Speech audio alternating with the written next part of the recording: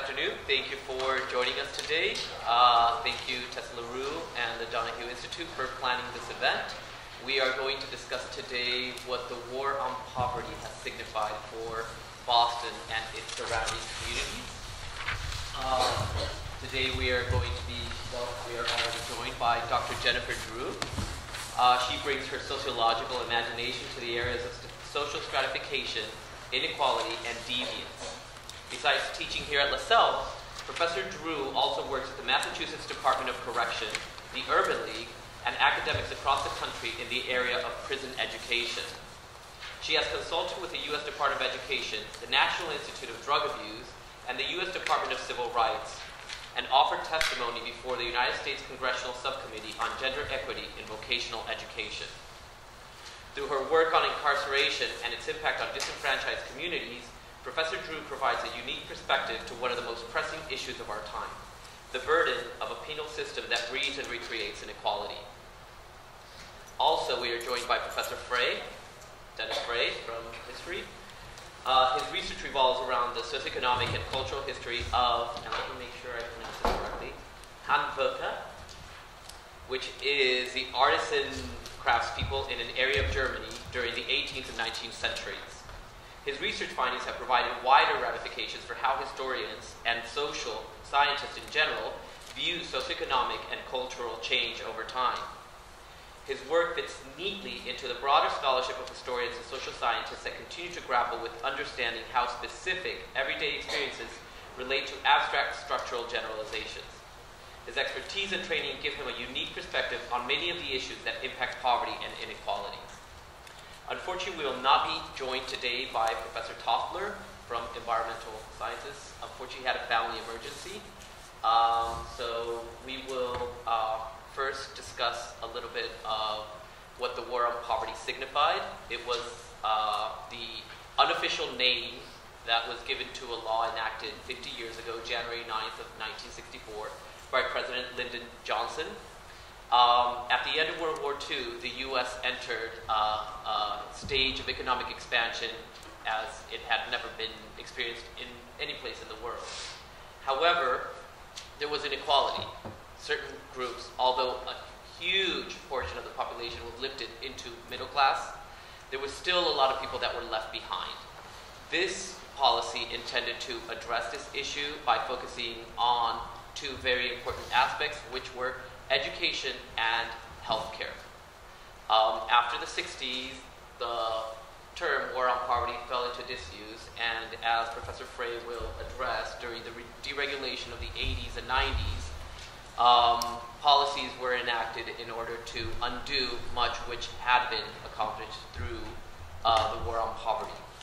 So, without further ado, Professor Frey. Thanks, Luis. Just a quick clarification. Handwerker was perfect, and it's Fry. Fry. That's okay. That's okay. Oftentimes happens at Lasell, and it is one of those sort of tricky names. Thank you for the intro, and you may well ask yourself, what is an early modern German historian doing up here talking about the war on poverty that began in 1964? My interests, as Professor Lopez Preciado laid out, are in the everyday, in the ordinary. And at Lasell, I ended up teaching a lot of American history and a lot of modern American history, and so I've taught this course. And in fact, I am currently teaching recent American history with Professor Joe Aida, co-teaching that. And we're using a book that I'm going to crib a lot of my details from. So I encourage you, if you want any solid historical background on the war on poverty, you can find no better book than this book by Michael Katz, The Undeserving Poor. Rachel is shaking her head yes. No? Yes, it is, yeah. There are a couple of students from our History 204 course in here. And he goes into incredible detail. And so my job up here for the next 5-10 minutes max, promise not to bore you to tears and put you to sleep like historians normally do, is to just give you the broad general outline of the war on poverty. It can be traced in some ways back to a book from 1962 by Michael Harrington, written titled The Other America. And that's where Katz begins his story with The Other America by Michael Harrington. It was an expose. It was was, in essence, as Professor Lopez Preciado suggested, here is America in the early 60s, incredibly wealthy because of the recovery of the 1950s, and yet there was a tremendous amount of poverty still located in the United States, located in rural America as well as urban America. And Michael Harrington picked that out. And as a consequence, John F. Kennedy, who became president in 1960,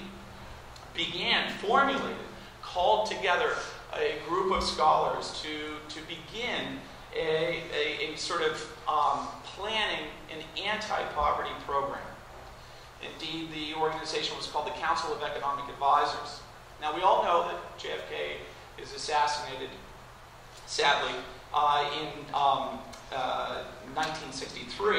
And the day after JFK's assassination, Lyndon Baines Johnson, an LBJ, who becomes president, he had been vice president, meets with Walter Heller, the chair of that council, the very day after. So high on the priority list for the Kennedy-Johnson administration was anti-poverty relief, some sort of program to address this jarring issue that Michael Harrington had called to the public's attention. And indeed, LBJ used the term war on poverty in his State of the Union address on January 8, 1964. He called it, he wanted a complete war on poverty, is the language he used in his address. And in August 20th of 1964, he signed the bundle of laws that Professor Lopez Preciado laid out, laws that were designed to create education programs, community action programs, Medicaid, so forth and so on. It was called the Economic Opportunity Act. From this law, which was signed by LBJ, from this law, there is the discussion of the Great Society. And the Great Society focused on 4 areas. So the war on poverty really was intended to correct these issues, if you will. Juvenile delinquency, civil rights, or the lack thereof for many African Americans. Job training, again, the inability of individuals to get jobs, so create job training programs so that they can get them and get themselves out of poverty. And last but not least, education. Education for the poor, the American poor. And this was, incidentally, the genesis of Operation Head Start. Operation Head Start was one of the programs that comes out of the war on poverty. So federal funding was earmarked, dedicated to new community agencies located in those rural locations, located in those urban locations, to administer and distribute anti-poverty funds. It was to be an American effort, much like the Good War, World War II. It was to be a war on poverty as opposed to a war on the Nazis. As Katz points out, however, there were several underlying problems with this initiative. One clear one, obvious one, and I should mention these are internal problems, external problems.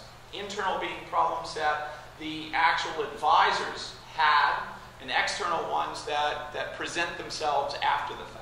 So one of the internal problems was racism. A tremendous amount of latent and, in some cases, just downright blatant racism. There was also, endemic to American society, a long tradition of antipathy towards so-called undeserving poor. This goes right back to the foundation of the Massachusetts Bay Colony, the Puritans. They came from a particular strain of Protestantism in which it was believed that if you were wealthy, God favored you. In other words, wealth and God's grace went hand in glove. And if you were not wealthy, if you were not successful in your job, your everyday life, it was because you were lazy and God hated you. And you were destined, you were not predestined, preordained for heaven. You were one of the souls that would be going the opposite direction. That goes back to the very, very foundations of American society. And it was still in existence in the 1960s, and indeed, I think we can argue that it still remains in place. Hence the title of this book, The Undeserving Poor. In other words, they are poor because they are poor. They make the choice to be poor, so forth and so on. An external factor that causes great problems for this, what I would argue is a deeply moral program, the war on poverty, and something with great intentions. Another underlying external problem was the Cold War. And in fact, at the same time that the war on poverty is declared, we are also, the United States government is also declaring war on Vietnam.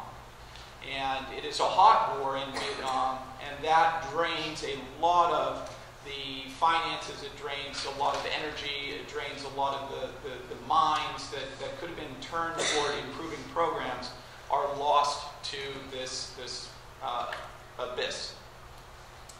And the last internal underlying problem that I want to point out before I sort of summarize my comments is that the philosophical and legal debate over definitions of property, rights, and entitlements have always been a thorny issue in American history. And in fact, you may well know that the Declaration of Independence declares that each person is entitled to life, liberty, and the pursuit of happiness. And that's actually a twist on John Locke's earlier statement, a philosopher, an English philosopher, political philosopher who had written that every human being is entitled to life, liberty, and property. Historians argue that one of the reasons why it has changed in the Declaration of Independence is because, of course, slavery existed at the time of the Declaration of Independence. There were human beings that were considered, in effect, subhuman and considered to be property of other humans. And so you couldn't say that each human being is entitled to life, liberty, and property. You could only say pursuit of happiness. Well, one of the most controversial parts of the war on poverty coming out of the 1960s is the community action programs. And this was setting up community programs in those urban locales like Boston, rural locations less so. These were predominantly set up in urban locations because the communities are closer knit. And the community action was very controversial. You're giving money to people at the grassroots. And for federal bureaucrats and federal politicians, that was incredibly controversial. And in fact, that is what will be dismantled in the 1980s and 1990s. The funding will be pulled out from under, the rug will be pulled out from underneath these community programs. And arguably, Michael Katz, again, makes a very strong and convincing argument that the community programs were, in many ways, the most successful parts of the war on poverty.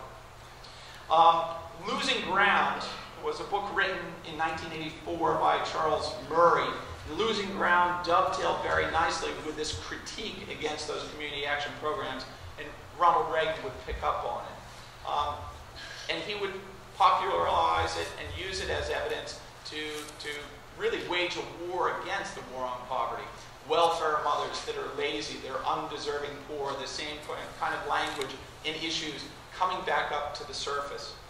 And Losing Ground, Michael Katz proves without a doubt that all the propositions put forth are actually false. There's no evidence. The evidence that he brings to bear is unsubstantiated and untenable. And so much of Ronald Reagan's policies and then Bill Clinton's policies in the 1990s are fabricated on these very weak support systems. So I'll just wrap up by saying that President Bill Clinton, in August 27th, 1996, signed the Personal Responsibility and Work Opportunity Reconciliation Act. And this effectively replaced, as I said, those community action programs, took the funding away. It made everything time-based. So, for instance, aid to families with dependent children, which was social welfare, which had no time limit, now became the acronym known as TANF, and it was time-limited.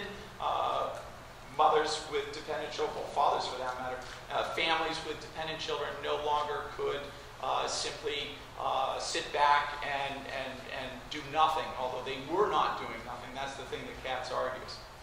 And so, in the broader historical context, there have been some success, and indeed some successes with the war on poverty.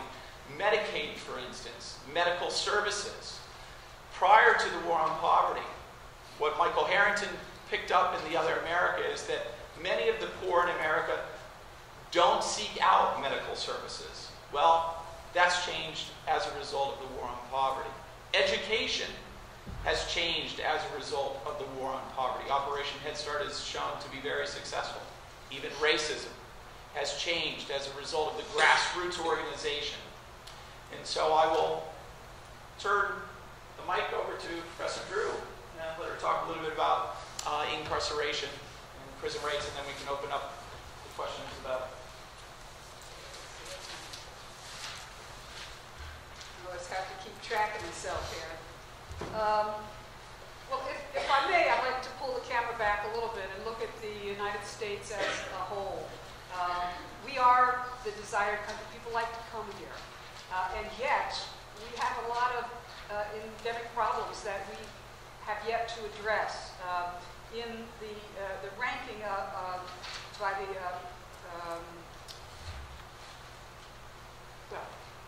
the measures of security, people who live in the United States, we rank among the lowest 5 in poverty, in poverty prevention, in child poverty, what else? In income inequality. We rank down there with Turkey and Chile and all these countries that we like to think that we're more developed than. So we have some work to do. Now, we live in Massachusetts and we go to school in Massachusetts, and we're kind of in this northeastern collegiate bubble in a way. And Massachusetts does come out looking fairly good when you compare it to the nation as a whole. We appear, our median income is somewhere around $80,000 a year. That's a median, which is like the 4th highest in the nation. Our MCAS scores, we're number 1 in the nation. And that's only, but I might add, that's only with 50% being proficient. So it's not so great, but it's the best in the nation for this standardized test. Our health is better. We live to be around 80 years old, and fewer of us are obese and have medical problems. Our divorce rate's lower than the rest of the country, and we appear to be safer, especially when you compare crime rates to, say, California and the Deep South. So Massachusetts is not necessarily representative of the nation, but that's where I'm going to focus, because that's what Professor LaRue indicated was how she would like me to narrow the focus of things. So, poverty in Massachusetts. Since the start of the war on poverty, it's pretty much the same as it was. Before the start of the war on poverty, the national rate was 25%. Then it went down to 17% with the war on poverty. And it's now around 12. Well, ours is around 12 as well. And it was 12 at the beginning of the war on poverty, but it remains 12% as well. 20,000 kids, 200,000 kids in the United States have a parent that earns less than $12,000. They live in households where the parent earns less than $12,000. 16.5% of mass children live with food insecurity. Who knows what food insecurity is? So we're very close. It's a weird name for hunger. What it means is you might not be starving. People starved in the Depression, but they don't really starve anymore because of the programs that Professor Fry alluded to. But they might eat their school lunch and not know for sure where dinner's coming from. And they might take double school lunch home for their siblings because they're pretty sure that they're going to come home hungry. And maybe they'll eat them for breakfast the next morning. A lot of thought involved in thinking about food because they are food insecure. 16.5% of Massachusetts kids live with that. Nationwide, it's still only 20%. So we're not doing so well on that measure. There is a relationship between hunger and poverty. I mean, obviously, hunger causes poverty, but hunger itself leads to a lot of things that are exacerbations of poverty. Leads to behavioral and academic problems. If you're hungry, you can't think so well. And you're also grumpy. And so you kind of act out in school. You're an under-resourced school where, with a zero-tolerance policy for acting out, don't have time for that, got a school guard, you're out of there. If you do things that used to be called misbehavior. Your family life is stressed if you don't have much money. Divorce and abuse skyrocket as the amount of income goes down.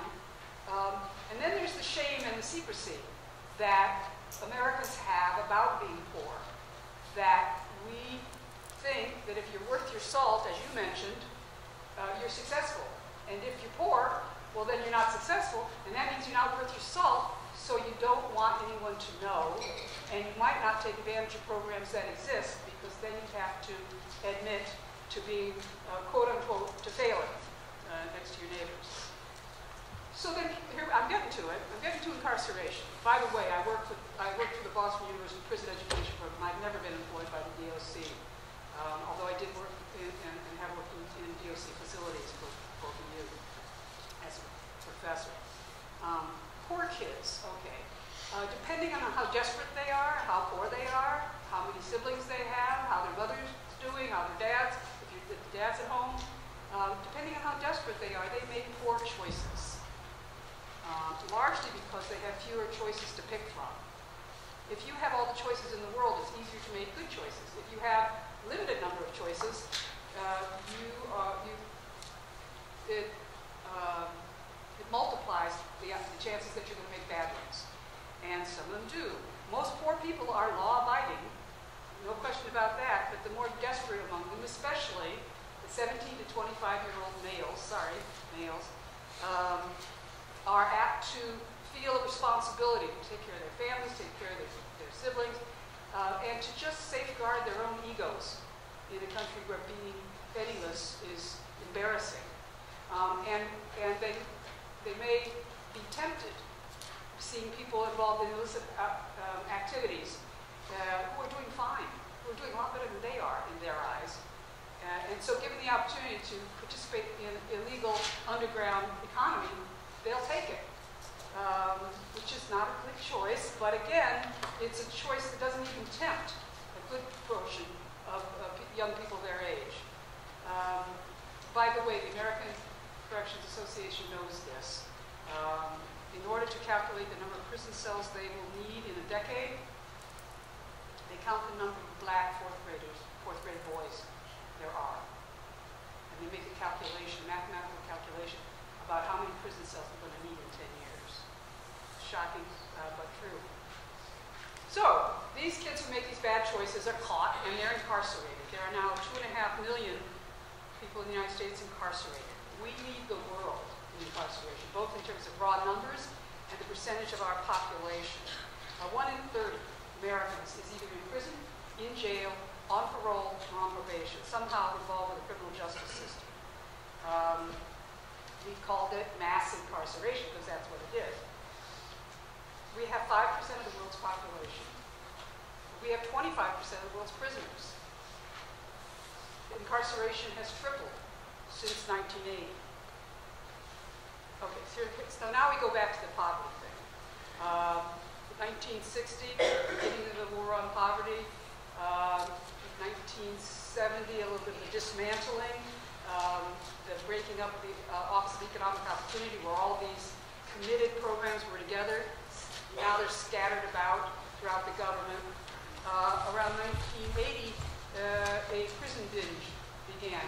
Unbelievably, 1 year in 1980, a new prison was built every day. There were 360, well, slightly more than 365 prisons built in 1 year in 1980, one every day. Big ones, little ones. But they had to construct them in order to keep up with the fact that the incarceration rate was tripling in those years. Now, prisoners mostly are poor and undereducated when they go in.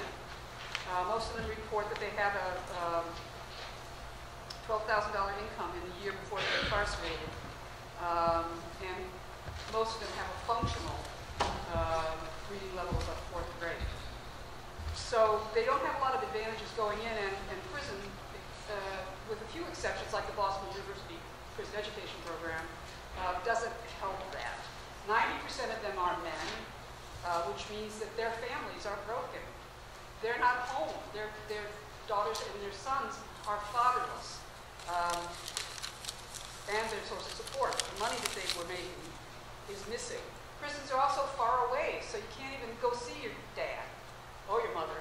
800 women in Massachusetts are incarcerated compared to something like 20,000 men. So, but both of them, about 80 to 85% of both groups are parents.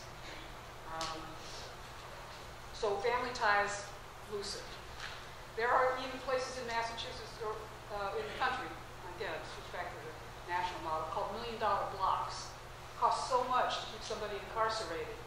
$47,000 until they get to be about 50, which is old in prison years.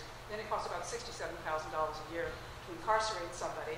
And there are certain blocks in the major cities of America that if you go to, there are so many men who used to live there who are now in prison that they call them $1 million blocks, because that's what the government is paying to incarcerate the men who used to live there and women. So, 87% of them come home, and poverty continues in reentry. Incarceration maintains and exacerbates poverty. 1 year after release, 60% of them don't have jobs yet. They've got records, and they can have a record just from being arrested, not necessarily even serving time. But if they have served time, they've been away for 10, 15 years, now they come home, and all is not forgiven. They are stigmatized for the rest of their lives. Some states never let them vote again. Massachusetts, you can vote after you get off parole or when you get out of prison. But you can lose your eligibility for food stamps. If your mother lives in public housing, you can't go move in with her, or she'll get kicked out. So what chance do you have to improve your lot? Of the 2.5 million people that are incarcerated, 1 million of them are black. In Chicago, 55% of adult black males have a record for being incarcerated or just for being arrested. And have to report that on job applications, college admissions, any number of things, even to volunteer at their kids' grade school to help coach a basketball game. They can't do that. So, how is it the war on poverty is doing in the United States? Well, jobs have disappeared, either because of technology. By the way, don't ever use those automated things at the CVS. Those used to be jobs, right? You think it's for you. It's not for you. It's for the owners of CVS to make more profit, because they don't have to pay for the people who work at checkout counters. And yet we think, oh, how convenient. No, think about that. You're taking somebody's job when you use that. Corporate greed. Manufacturing used to be about 26% of jobs in Massachusetts. Now it's down to about 8%. We have a higher minimum wage than some, but still really not a true living wage, given the standard of living that you're all so painfully aware of. If wages had grown proportionate with the cost of living, our labor force would all be making $10,000 more a year than it is. So take those factors, factor in incarceration, and basically what you have is hollowed out neighborhoods in the 10 towns that most of the incarcerated people come from in the United States, and in those towns, the disadvantaged neighborhoods and the under-resourced schools. And then you take those people, you scoop them up, and you take them away.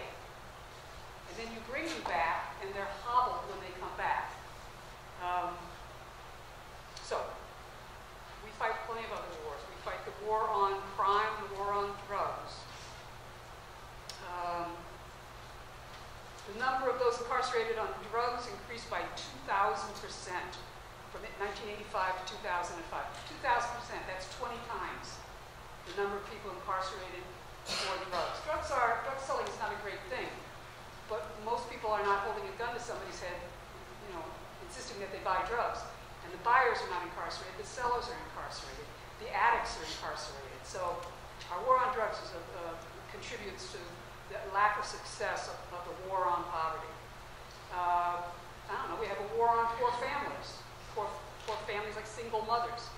A woman with a child under 3, they're only like 4% of the workforce, but they hold 16% of the lowest wage jobs. They're the hotel maids before they were unionized anyway. A woman who's incarcerated in Massachusetts, if 6 months go by and there's been no contact with her children, she can lose custody. Even if she can't get anybody or get the social worker or get her sister or somebody to bring the children to the prison, which is in Framingham, and if they live in Western Mass, that's quite a schlep, they can lose custody of their children. The war on poor children. 1970, U.S. child poverty rate was 15%. In Massachusetts, it's much lower, 9. Today, the poverty rate for children is 22%, and the Massachusetts rate is almost double at 16%. Paper this morning, yesterday, I forget, said 1 in 30 children in Massachusetts is homeless. So we're losing the war that JFK suggested that we wage. What we need instead is a war on hunger. That'd be easy. We could feed, we got extra food. We give away food, we export food. We could feed everybody in this country. And Professor Fry's point about the deserving poor, we think, no, we can't just give it to them. We can't just give it to them, they have to work for it. Why can't we just give it to them? Why should a child be hungry? There is no reason for that. We need a war on mass incarceration and the stigma of incarceration, perpetual and collateral punishment when people come home, resulting in 2/3 of people who get out of prison are back in prison within 3 years. Not because they want to be, not because they can't wait to get out there and start hustling again, but because their options get narrower and narrower. We need a war on prison profiteers. We'll go out of business if we decarcerate. So they hire lobbyists to lobby for long sentences, for mandatory minimums, for harsh sentencing.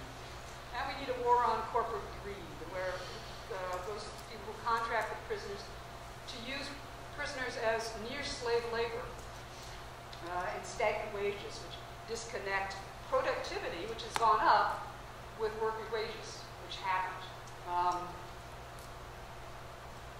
I think, frankly, and then we'll take questions, that we need a new metaphor. This war business is not working. Fighting war on drugs, on crime, on poverty war is pretty adversarial, right? And it's based on dominance. And we're not winning in these wars any more than we are winning these wars of intervention overseas. We need a campaign. We need a deeply felt commitment as a nation to justice, to everybody having enough. Some people can have more. If you're willing to go to medical school, you get more than if you're the maid at the Marriott. That's okay. But that maid at the Marriott should have enough, and right now, she doesn't.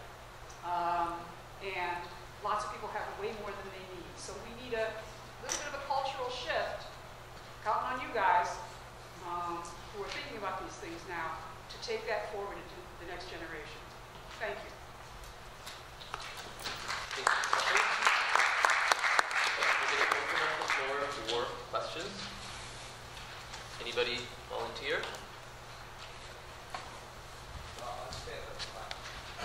Yeah, so my question is, why do they use the 4th grade to calculate African American students to see how many jail cells they'll be in the future versus like a high school class or like the 2nd or 3rd grade? Because they need a decade to prepare. They need to build prisons, man. You can't just, put up tents. You need to build prisons. And one of the things that you all can do is if you find out that they wanted to build a prison in Massachusetts, we already have 18. That's enough. Fight it. Because you know what? If they build it, they will fill it. And they will tell you that it's good for your economy. They'll give the jobs in the community, blah, blah, blah. It's really not worth it. It's degrading to the community. It's also blatant racism. I mean, it's not that they're looking at all 4th grade boys. It's all 4th grade African American boys. It's racism. Yeah, it's the same thing that leads into differential enforcement and more young 17 to 25-year-old black boys get caught than white boys. There are people with scales in their rooms here at Lasell. They're not getting caught because they're not doing any drug sweeps on college campuses, going to disadvantaged neighborhoods.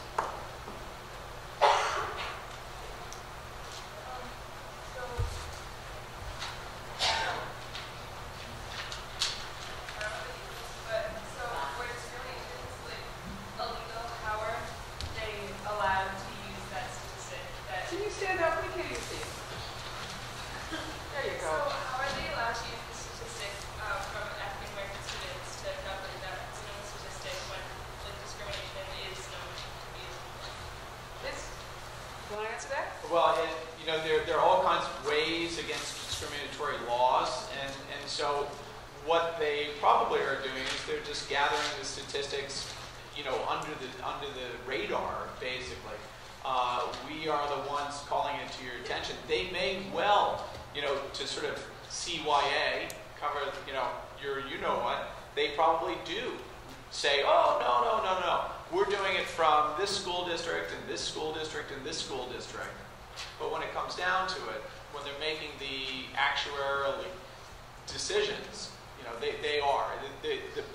The latent racism, the discrimination is strongly felt going all the way back. I mean, this is one of those underlying structural issues, systemic issues. One of the points that I didn't get to make, but I think emphasized by Professor Drew, and perhaps we can talk about this a little bit more, is that we've never had a true dialogue about the structural issues.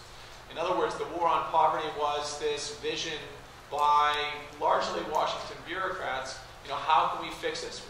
This is not, they had the right ideals in place, but they were carrying a lot of baggage. And they did not, because of the height of the Cold War, they did not question the underlying structures in place. The preference for individualism over a sense of social welfare that goes right back to the origins of American society. So we need that dialogue that you described, that heartfelt, true dialogue, looking at structures. Sorry, I can bring it on. Anybody here a business major? Okay. So how is this not good business practice to do market research? If, in fact, African Americans represent like 13% of the population, but 50% of the prison population, how is that not a smart business decision to do that? That's all I'm saying. That it is, and that the alternative, well, they make a living. There's this thing called the prison industrial complex. I won't go on, but it's all the people that service the prison, all the phone companies, people that make the clothes, the people that sell them the food, the people that build the prisons. There's a huge structural economic incentive in our culture to continue with mass incarceration. And so, if you don't want to decarcerate and have empty prisons, you kind of rub your hands together and figure out what's the smartest way to prognosticate into the future. And if you're just a clear-eyed businessman with no soul, may I say, you would come up with that assessment going in the future.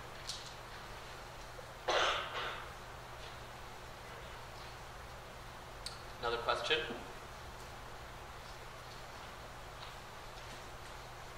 Kyle? Can you stand up, Kyle? What did Ronald Reagan do to stop all the laws and acts? He actually did. His was more a propaganda campaign. So one of his first statements when he became president was, I believe he was asked, how's the war on poverty going or something like that. And he said, well, we waged a war on poverty and poverty won.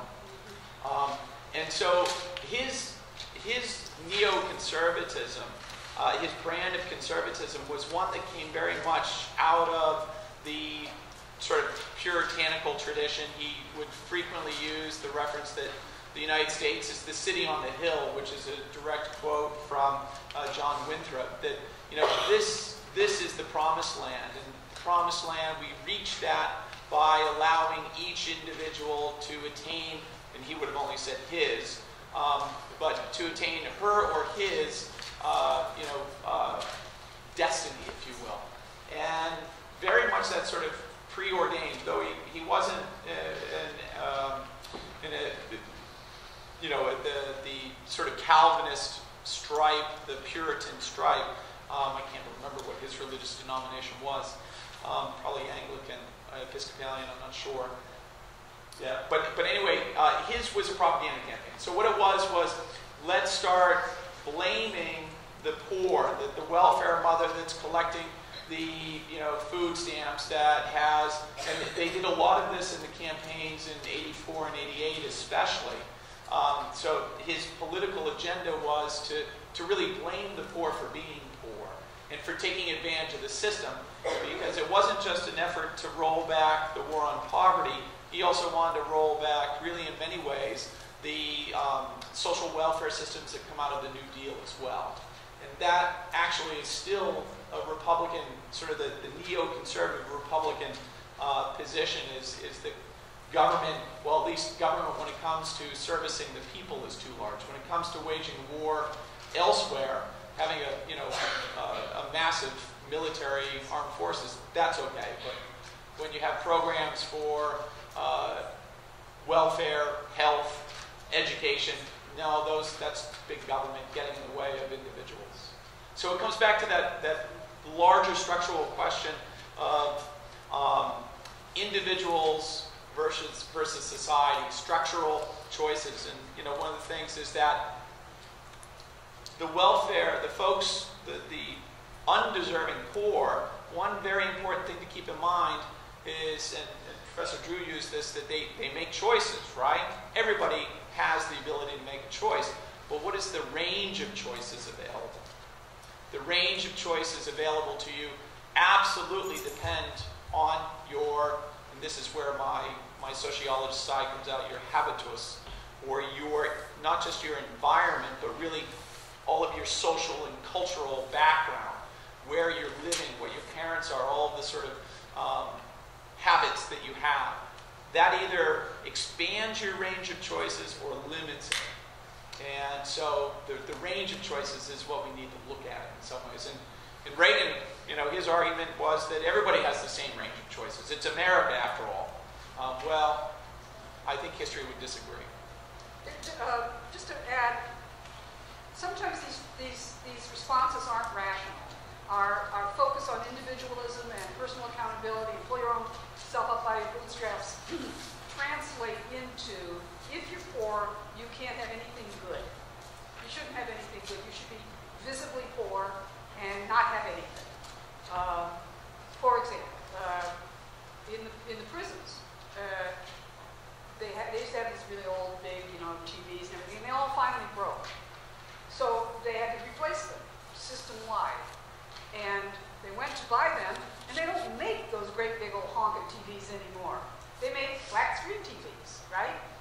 And so the prisons were equipped with flat screen TVs.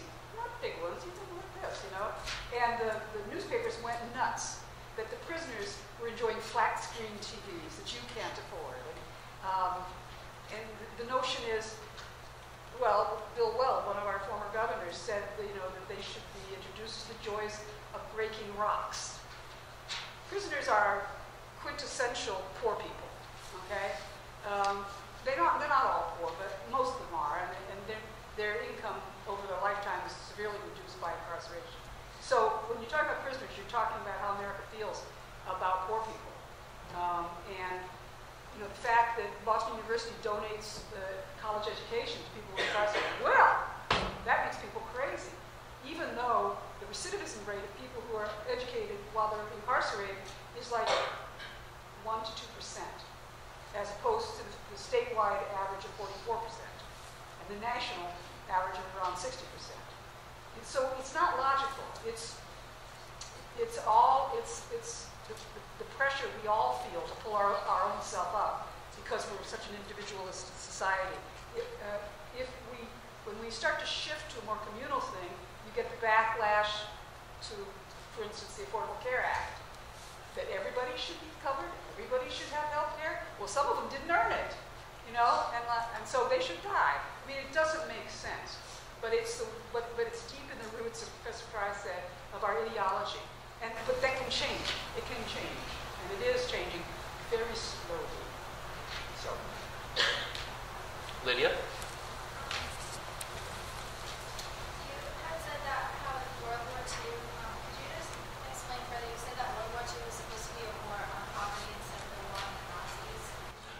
No. I'm sorry. That I must have misspoke. What I meant is that coming out of World War II, there was this vision that you could wage war on in a thing like the Nazis. So we could wage war on poverty. We could wage war on drugs. We could wage war on terror. And in fact, war is, if you're talking, this is an oxymoron, civilized warfare, is between nation states. You can't wage a war. So we didn't go to war against the Nazis. We went to war against the German nation state that happened to be Nazis. We went to war against the Japanese nation state that happened to be a military dictatorship. So that's the analogy I was trying to draw. I'm sorry that I must not have done it well, but I hope I've done it now. That whenever you hear a politician say, let's wage a war on this, terror, let's wage a war, I am in complete 100% agreement with Professor Drew that you should call them to the carpet and say, no, we cannot do that. That's not appropriate. It simply is not appropriate. Dialogue, discussion, let's problematize, let's think about this. But a war is fought with weapons, you know. So thank you. I hope that clears things up. Elena? You mentioned how the community action programs were very controversial. Can you explain why they were cut in the 1980s a little bit further? Yeah, sure. They were actually very successful. One of the things community action programs did in the 60s and 70s in particular is they got, especially women, but also men, involved in community planning. It gave them some funds to create things like Operation Head Start, to create more choices. You know, I talked about that range of choices. The issue was that it also gave them a chance to challenge the political stasis or the political system at that time. Keep in mind that the Civil Rights Acts are in 1964 and 65. And they very quickly, the community action programs, they very quickly become politicized. And so for the old guard, the traditional, patriarchal, sort of white male elite that wanted to keep the status quo, in other words, keep African Americans away from the polls, especially in the South and southern cities, they were irate with these community action programs because they viewed them as grassroots politics. And in fact, they were.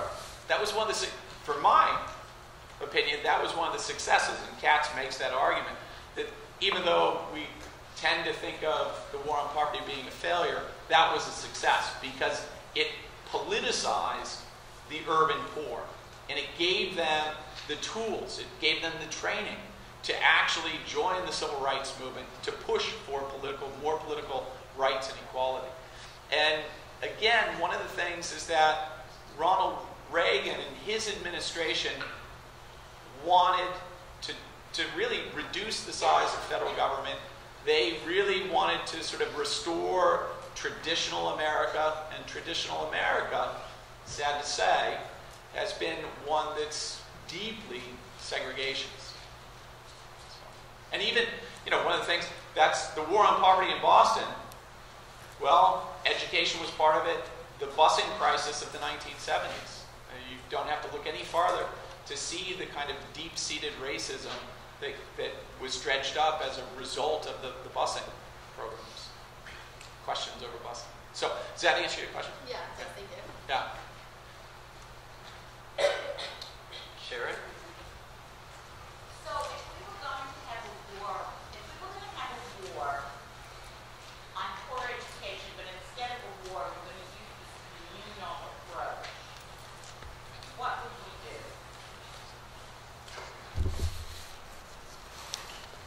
Well, we would encourage an ethos that was more communal in nature, more compassionate in nature.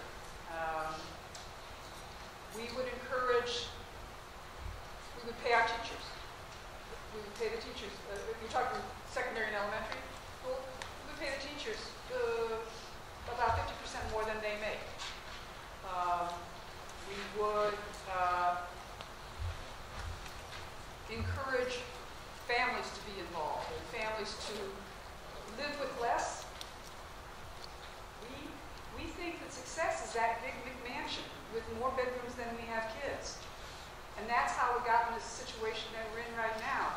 People should live with what they need and everybody should have enough, but success isn't having more than you need, and that's how we think now. And so the content of the school curriculum would emphasize proportionate possessions and status not be associated to how many leather couches that you have. We should engage in service. You'll like this, yeah, Professor Lowenstein. We should engage in service. And that could be political rallying as well. Yes, it's nice to work in food pantries, but food pantries shouldn't do the job that the government could do very easily. You know, the cost of one ICBM missile could feed folks for a year. And we just put our money in different places, and then we discard food so that the price of food can stay up. So we would educate students about hunger and how to fix hunger. I think we'd let former felons teach in the school if they were otherwise qualified. We wouldn't screen them and assume that they were dangerous to children, because most of them are not. Some of them are. But some of the people who aren't, never been in prison, are dangerous to children. So I wouldn't make that assumption that they're dangerous just because they spend time in prison. I don't know, that would start off my list. What do you think, Daniel? My number one would be change the tax code. Yeah. Right now, businesses pay very little in taxes, at least the exclusive businesses. They have corporate assets, they have lawyers and lobbyists. The wealthy elite, there's got to be a change in priorities. The spending on, military strikes and creation of newer fighter jets and newer drones to kill potential suspected terrorists elsewhere around the world. All that money that's used to wage war on a thing, terror, those priorities need to be changed. So my number one thing would be change the tax code, restore a true Department of Education, one that is not looking at national standards, but rather goes back to, in some ways, the kind of grassroots, providing the funds, the sort of incentive, the support systems for grassroots efforts, communal efforts to restore education in urban blighted areas. And for that matter, rural areas. I mean, the poverty rates are, There are more white people that are poor than there are black people that are poor. But the face of poverty is in the inner city, which is not even true. It's just a way to demonize the poor because it's like a twofer in a racist culture. I would also argue that we should fund schools differently. We fund them now, everybody gets a certain amount, right? And then if you have property taxes at your disposal in your community, which you get from owning a home, right? The contributions of people who own homes, then that gives a big pile of money for the town to work with to have a fabulous school.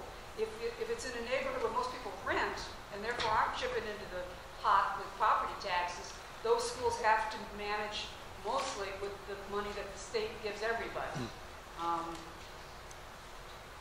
And I don't have anything against a great school like Newton North and Newton South, but they have the advantage because they have that big pile of property taxes, and they'll vote to override the cap on how much they can chip in so that their school is as good as a private school, and it's really a public school costs them nothing, at the door. But poor communities can't do that. The best they can with what they have. But there's no reason to have that inequality of education, because that just sets up and takes forward inequality in the culture. Starts there, continues there. And education is supposed to help people be upwardly mobile. At least that's the rap. But the way it's structured, it's hard for an under-resourced school to do that for its students.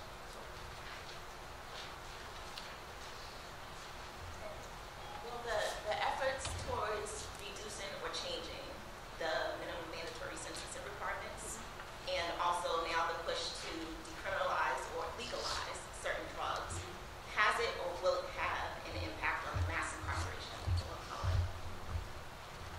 Yes, and also the recent movement to let people who committed their crimes when they were younger than 17 and they're sentenced to life without the possibility of parole. So they're 16 years old, they committed a crime, and they're sentenced to die in prison. That's been re-examined as well. But only in select places, right? In Massachusetts, and there's one guy who's actually a B graduate who's up for parole, who fits that category. The machines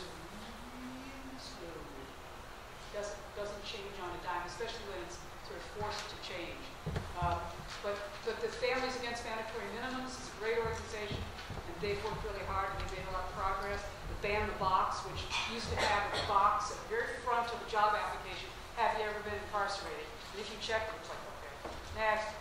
Now you cannot ask that until you're in the interview. And then you've gotten a chance to make an impression, basically, try to get the job. So there's some progress, no question there's some progress.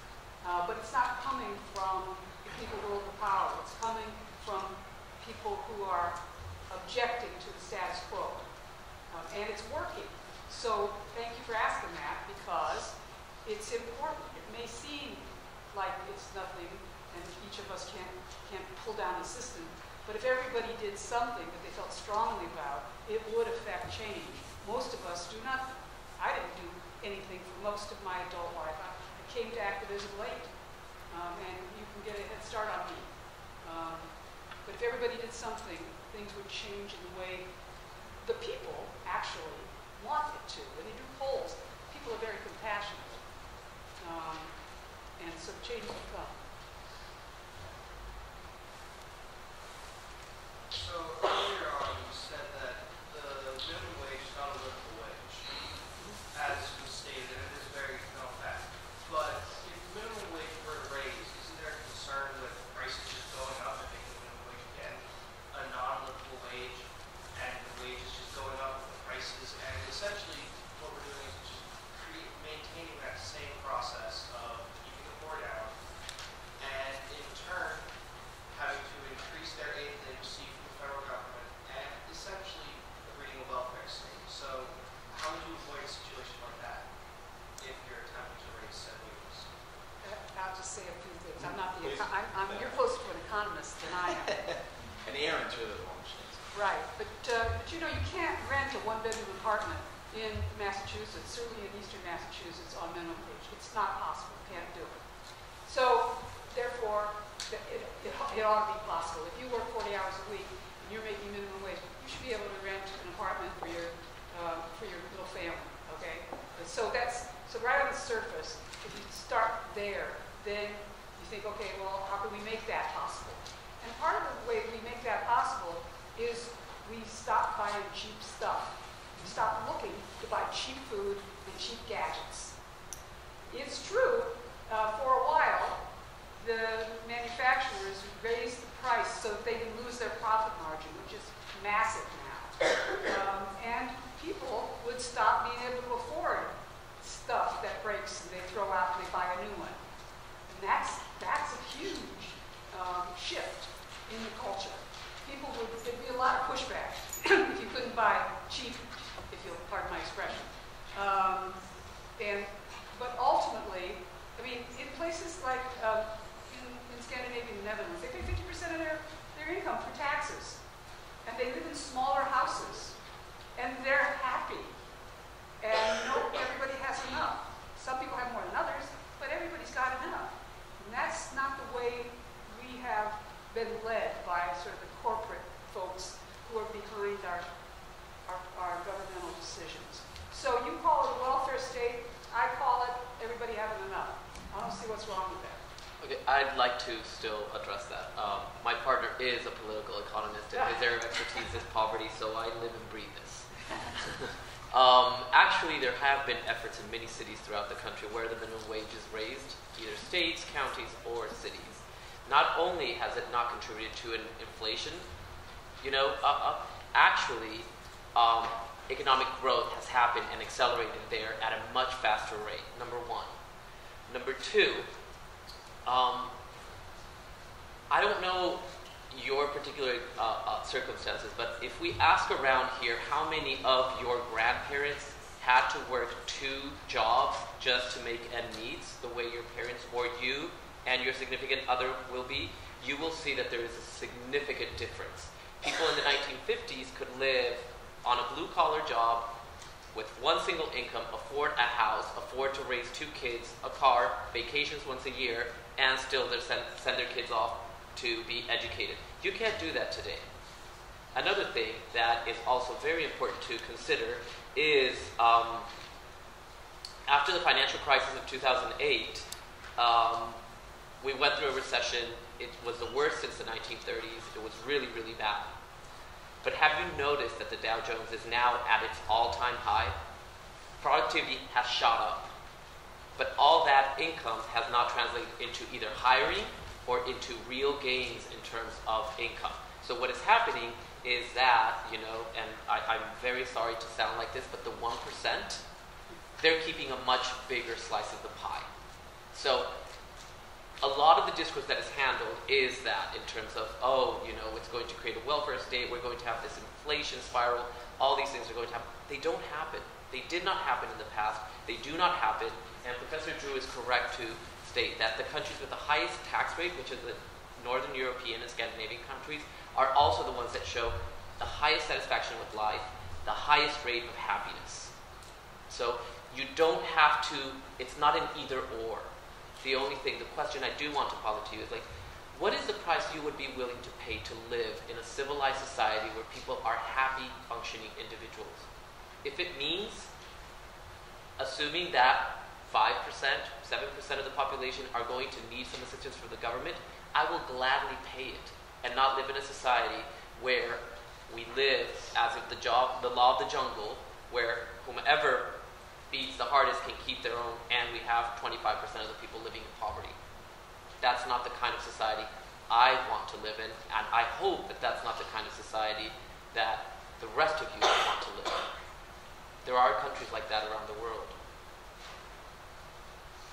It'll be interesting, just my only point on your question, it'll be interesting to see what happens in Seattle. Seattle is one of the cities, they raised it, I think, to $20 an hour? No, it's going to go up to 15 and then 17. 15 but it's going to be escalating over the next 5 years.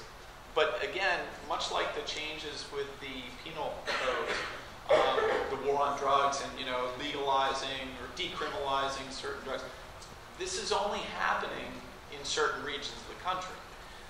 This is not happening, and in fact, the national discourse tends to be still very much trapped in the older, traditional, conservative mindset. It's happening in the upper Northwest, Oregon, Seattle, Washington, the Northeast, to a certain degree, California, although California is a unique state.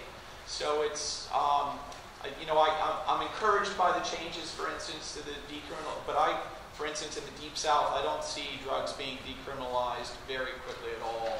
I think those state law codes, much like gay marriage, not being allowed and so forth and so on, those more traditional conservative states, it's going to be a slow, long struggle, and we need to keep discoursing, we need to keep talking about it.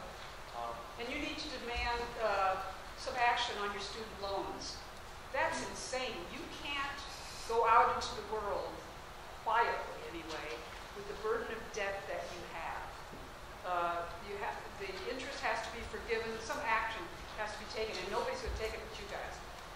Having said that, I don't want to kid you, if we were to shift to a society where everybody had enough and we de-emphasized having way more than you need as a measure of success, things would cost more. The clothes at the Gap, cheap jeans, right? Well, that's because they're made overseas and because they're made in prisons, with slave labor in prison. You get rid of that, your jeans that are on sale for what? What's a good price? $19 for a pair of jeans at the Gap, really cheap? It costs you $40. So you wouldn't have as many pairs of jeans. You'd shop at high-quality thrift stores, lateral recycling. The culture would reflect a little bit more austerity, but it would be across the board. And the 1% would fight you tooth and nail. Who wouldn't want to stay the 1%?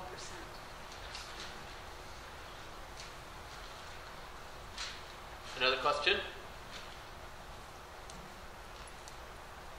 Yes? Just have to put in a plug for the musical. That's going to this weekend, because the timing couldn't be better between this very interesting panel discussion and Urinetown. Is anybody here in the past approved Urinetown? Urinetown is a musical about a city in which there's been a long drought for many years, and then so the decision is made that people will have to pay to pee.